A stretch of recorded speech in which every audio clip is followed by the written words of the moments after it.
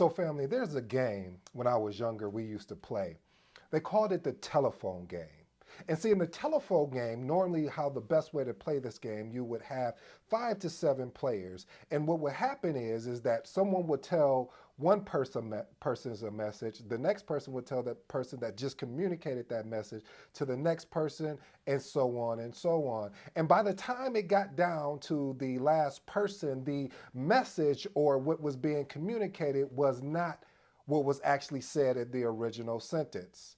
Are you following what I'm saying? Because I'm really saying something really heavy here, family. See, when we look at this thing, this is not sexy what we're about to talk about next, which is conflict. See, today's episode is entitled When a Project Manager Attempts to Reduce the Intensity of the Conflict. Again, when a project manager attempts to reduce the intensity of the conflict. Hey, if you're new to the channel, I go by the name of ED. For all you smart and intelligent folks out there, look, that just simply means Ed. I have a 7-point framework, and those 7 points, what I plan to do is arrest your attention with these quick 7 points. So let's get to work. First point, conflict identification. What does that mean? Project managers have to make sure that they're watching for what? The signs of conflict and being able to recognize even the subtle, I call them passive aggressive type of approaches. What does that look like, ED? Well, I'll give you an example. You send one of your stakeholders a email, and all of a sudden the tone in the email continues to adjust as you guys go back and forth, and they don't want to get on a call. They would rather go back and forth via email because they know that really is not solving anything. All it's doing is taking up your time and their time, but they would rather take up your time. And see, again, this is a subtle sort of passive aggressive because in actuality, they don't really want to do anything, family. I told you this is going to be hard for you to sit through, but I promise you, if you stay to the end, this is worth every bit. If you're trying to be a project manager, if you are a project manager, your head should be going like this, like, man, ED, you nailing this. I know I am. And I'm grateful that you're paying attention and watching. Let's work. Point number 2. Root cause analysis. Always talk about this. See, a lot of times in projects, when we're leading projects, we do a lot of surface level type analysis. What surface level analysis is we sweep it under the rug, or we just discard it, or we put it on our little artifact document, but we don't take action. See, being able to take action and identify, hey, what is going on with this stakeholder and that stakeholder? We need to get in a room, but first let's split them up to find out what is going on. See, that's why I like watching I think it's called Another 48. And what they do is when they find 2 people, let's say for instance, 2 people allegedly committed a crime, and so what they'll do is they'll split them up. And splitting them up, the goal is number 1 is to be one. Hopefully, they're hoping that one would tell on the other. If that doesn't happen, they're hoping that the stories that each one of them are telling will basically be misdirected. What is misdirected? Meaning that what that person was saying is not aligning with the other person was saying. Here's an example. Just to say you and I are walking to the store, and all of a sudden we decide to do something that we shouldn't have no business doing, and then the cops get involved, and then we tell the story, and I'm like, oh, well, we were driving to the store, and then the other person that I'm with, he says or she says, oh, no, we were walking to the store. Oh, so you guys' stories are not adding up. Something is off here. And that's what the thing about root cause analysis, we have to get deep into what is going on. Is it something happening at home? Is it basically a personal problem? Or do you just don't want to be here? If you don't want to be here, you know, we need to find a place where you can be that you can work on. Or are you burnt out? See, a lot of times, family, we forget that when we lead projects, this is not the only project that they're working on. I know we would love to believe that our project was the only one to be all to say all, but this is not the only project that they're working on. And sometimes what we have to do as leaders in project management is to ensure we have to do what I call health checks. So doing a health check will be able to look at the root cause to understand what is actually going on, not what you're telling me. My mentor would always say to me, he'd say, ED, you need to pay attention to what they're not saying. I'll let you vibe on that for a minute. Because family, when you start paying attention to what people are not saying to you, you start developing. I think this is what they call instinct. Okay, you don't like that intuition, and being able to have intuition and having that instinct allows you to be proactive versus reactive. Let me move. I'm cooking right now.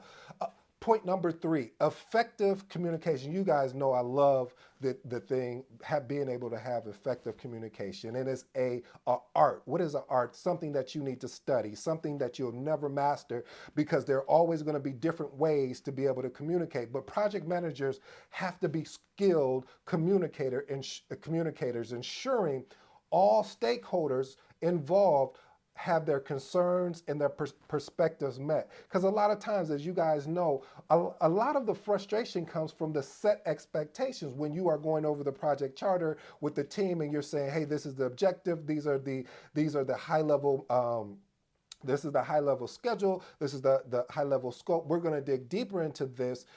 However, I wanted to give you guys a high level overview, and that now we're going to start planning this actual project out. And a lot of times what will happen is that we don't involve all the stakeholders. We don't involve John over in procurement because we're like, we don't need him.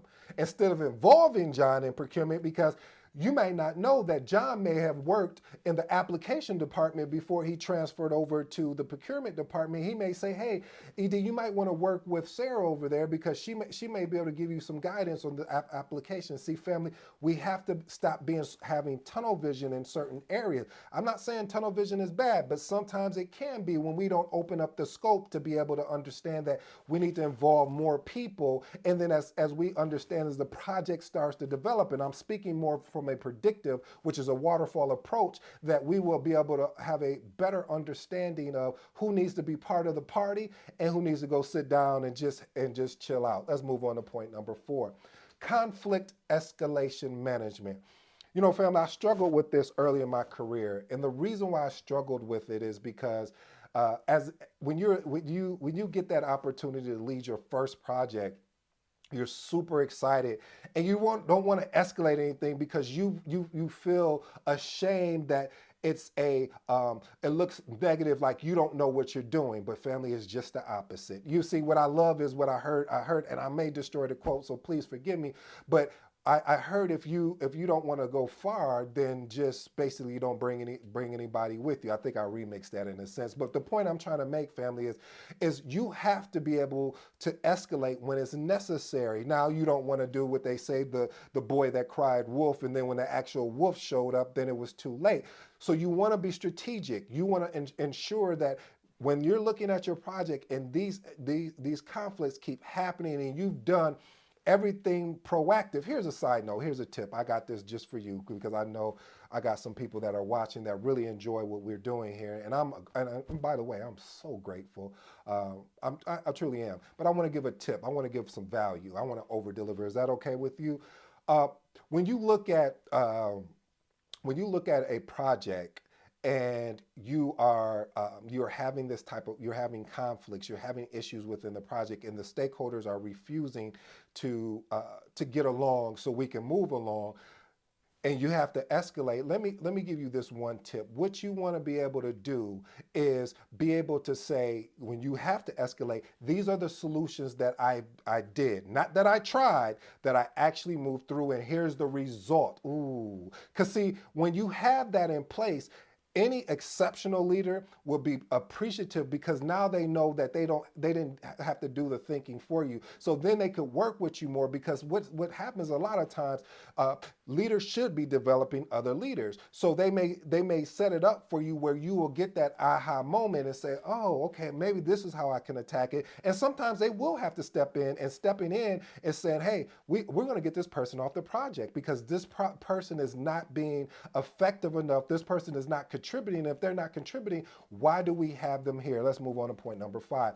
Negotiation and meditation. Listen, I think that's a part that we don't really talk about within project management is having the ability to negotiate. I would even add, besides negotiation and meditation, I would also add persuasion, being able to be persuasive. That's why I think every project manager should have the opportunity to go in sales and do it for a month or two, or even if you don't want to do it, read some sales books, because it's going to be imperative that when you are speaking to your stakeholders, how are you going to get them to be on the same page as you and they don't report to you? You know how I'm going to tell you how you do that. You have to be just as committed or even more. You have to go above and beyond or even more than what they're doing, because then they'll see your value. They say, oh, this person, he wants to get into the fight with me. He doesn't want to sit on the sideline and just dictate what we should be doing. No, he's willing to assist, and he's not using, I got in trouble for this last time, so I'm coming back again. So if you're paying attention, you can go ahead and comment again. You gotta have to get in there and sometimes help your stakeholders, even though it's not your job, but it's part of your project. And if you're really committed, not interested, you're willing to do what you have to do so you can order to do what you need to do. Let's move on to point number 6. Conflict resolution strategies. What does that mean? That means, I shared with you earlier, is being able to have the ability to employ a range of strategies, sort of like compromise, collaboration, avoidance, accommodation. Now, here's the caveat. Pay attention to this, family, because I don't want to lose you on this. This is dependent on the situation. There's certain situations that you just cannot collaborate because your stakeholders do not want to set you up for success so you can set them up for success, or vice versa. I've seen some project managers that would not set their stakeholders up for success. They would just say, well, it's their job, just let them figure it out. I'm not scheduling that meeting. I'm not taking any no, they do it. No. So again, family, you have to be cognizant of the situation. And I hate to say this, but I love to say it at the same time, because I'm still learning that you're only gonna learn this through wisdom, or you're gonna learn it through other people that have been through it, like myself, like other project managers. Maybe you've been through it on a personal level, and being able to tie that even to a business level. Because I always say project management is one of those careers and fields that I definitely wish more people would jump into, because it's such an exciting career to be able to have the abilities. You will be shocked that some of the things that you do in your personal life that can transfer over into project management. Let me go on to my point number 7, which is a win-win solution.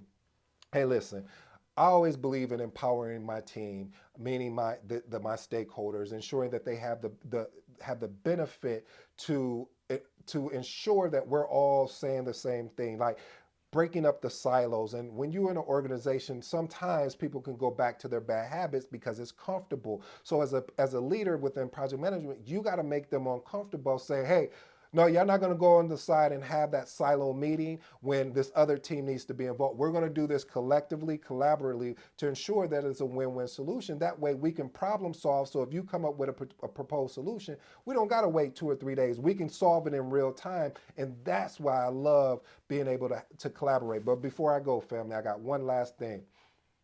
Point number 8. I know a lot of people don't do this. You know why I know? Because I've asked for this document.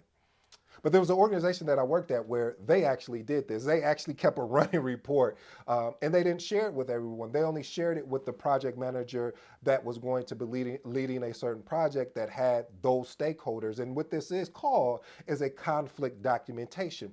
What is that? It's a record of conflicts and resolutions. Basically, I like to call it my lessons learned conflict documentation. Ooh, I like that. Let me tell you why I like that. I like it because now you have an understanding of who's you're dealing with and how it was handled, whether in the past, present, or well, how it can, and so that way it can be handled in the future. This basically allows for to prevent, or I should say, meet conflicts head on. Hey, family, I hope you enjoyed today's episode. I've been your boy ED. Until next time, you know my slogan. I'm out.